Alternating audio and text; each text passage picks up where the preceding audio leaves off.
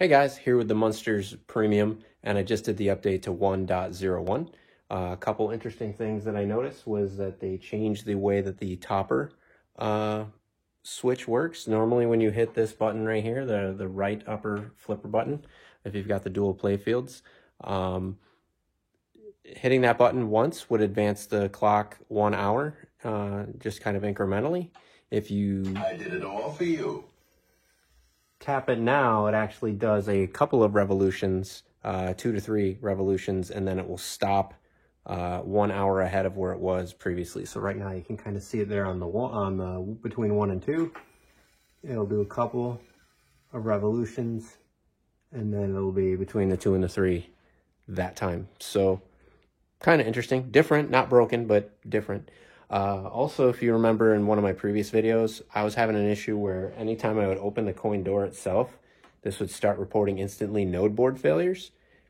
Turns out, I think that was by design because I actually have a switch installed in here that detects whether or not the door is open or closed. Not all the Munster pinballs have that from what I understand. Mine did, so when I open the door and that switch comes out, the whole play field goes out by design so you don't electrocute yourself. But it was very weird getting node board failure. It was 1, 8, and 9, I think, every single time. So leads you to believe that the system is broken, and it's not. So one of the things that I did is updated to 1.01, and now you'll notice I'm going to open the coin door. That's a much better error. 48 volt disabled, close coin door, or pull interlock switch to restore power. That's kind of cool. That's more of a notification than an error, which is kind of neat. And it makes sense with what I see go on. The playfield goes out. If I hit the select button and I go to the service menu and I hit select again, it just goes straight to the diagnostics menu, which is what I would expect. It doesn't tell me node board failure. It doesn't give me any kind of weird scariness that my brand new machine is broken. It just kind of behaves in the way that I would expect it. So any of you folks that were getting that weird node board error thing, one of the things that you can do if you're still on 1.0.0 is you can just, there's a little button down here. You just hold that in and it'll clear that problem and your whole playfield will light up. Another thing, I think you can actually pull it out.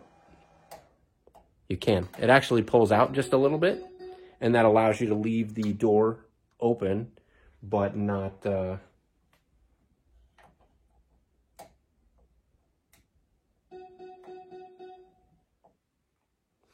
Okay, I thought it would pull out and like stay out. Oh, I guess that time it did.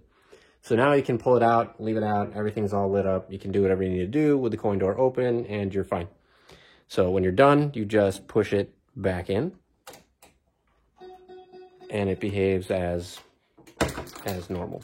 So it's kind of cool. They also added some stuff in the diagnostics specific to the topper. So if you go into diagnostics and you go into some of the coil tests and things like that, you can actually manually trigger some of the coils and everything, make sure the Raven works and all that other stuff. There's other things you can do with testing that the clock works. So overall, a really good update. Even if you don't have a topper, definitely looks like it is worthwhile to update.